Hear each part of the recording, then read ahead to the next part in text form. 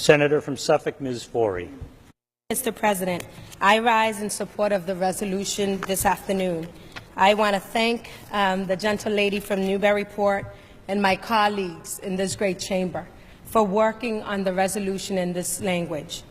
We know that this is not a partisan issue, so Republicans and Democrats stand united in supporting this resolution and standing up and saying we, as Americans, believe in equality.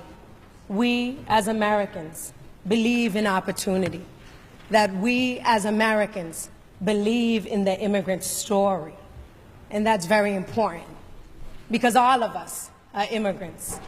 Maybe not in the last 10 years, 40 years, generations. We are all immigrants because our families came here from somewhere else in search of opportunity. And so this resolution is calling on the administration and the hateful executive orders that have been put in place to turn it back, because we recognize that our country is built by the sweat, blood, and tears of immigrants. And I stand here as a proud first-generation American, as my parents left everything they knew behind in a little country they called Haiti. And they came to this great America because this is a great country in search of opportunity, and they had their children. And they said, work hard, Linda, work hard, and you can get to a place. I can tell you it's only in this great America that a child of immigrants can stand before you as a state senator for the 1st Suffolk District. So I am proud today, proud of our work, because it reiterates the America that my parents worked so hard to be part of. And it reiterates the America that I have been proud to serve in public service. But we know the work is just beginning, because we have an administration in Washington that believes in hate.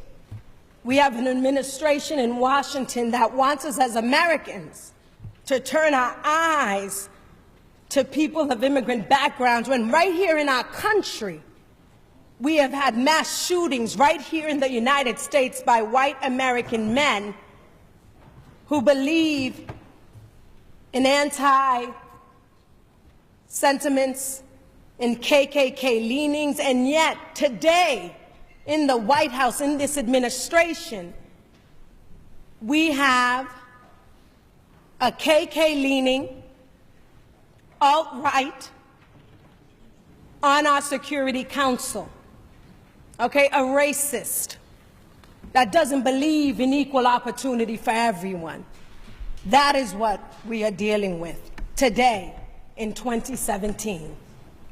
And we stand today as a body in this great Senate to say we are united in standing up for our immigrant brothers and sisters, that we don't believe America's values stands on what is being proposed from Washington, that we don't believe in having religious tests as a metric in allowing people into our great country.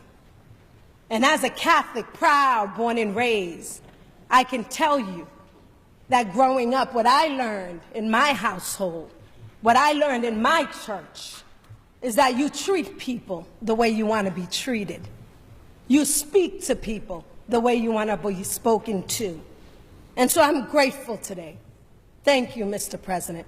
I'm grateful to the leadership of this great Senate, Republicans and Democrats, saying that we are united in sending this resolution to Congress and to the President to say what you are doing is wrong. Whether you came from the Azores and Portuguese and Brazil, or whether you came from Mexico, the new immigrants, or Haitians, or the Caribbean, wherever you came here in search of an opportunity of this great country, because this is a great country. And so when you have the leader of our state talking about let's make it great again, it is great. Can it be better? Of course it can. But this is a great country. Only here in America can we achieve these incredible opportunities. And so I am grateful again that we have come to do the right thing. But I feel that we have not learned quite yet of our past anti-immigrant sentiments, where it was common to see Irish and Catholic signs need not apply. Catholic, no Irish, no dogs on the Boston Common, signs that we were able to see here in the late 1800s when the Irish came, right? Where the Japanese internment camps were state-sponsored and our schools were separate but equal. We have to remember this because history is critical. And we have someone in the administration, in the federal government, does not believe, obviously, in history. Needs to probably do a little bit more reading in terms of where we've come from and where we're going. But as history has shown us, their recent executive orders are the beginning of a slippery slope, and we do not want to be on the wrong side of justice. The recent court rulings have remained a silver lining in the dark cloud of regressive and detrimental policy coming from the administration. But the mobilization, amazing, inspiring, the mobilization of Americans, all Americans coming together to say, wait, to say stop, to ask questions. Why is this happening? Why in Massachusetts we have researchers that are looking at cancer and Alzheimer's are being stopped from coming in? We have professors at MIT who were not allowed into Logan Airport. We have students, people with papers and green cards have been vetted, have not been allowed to come into our great country. So my commitment to my constituents and the families of this great Commonwealth, and all of us feel this way, are unwavering.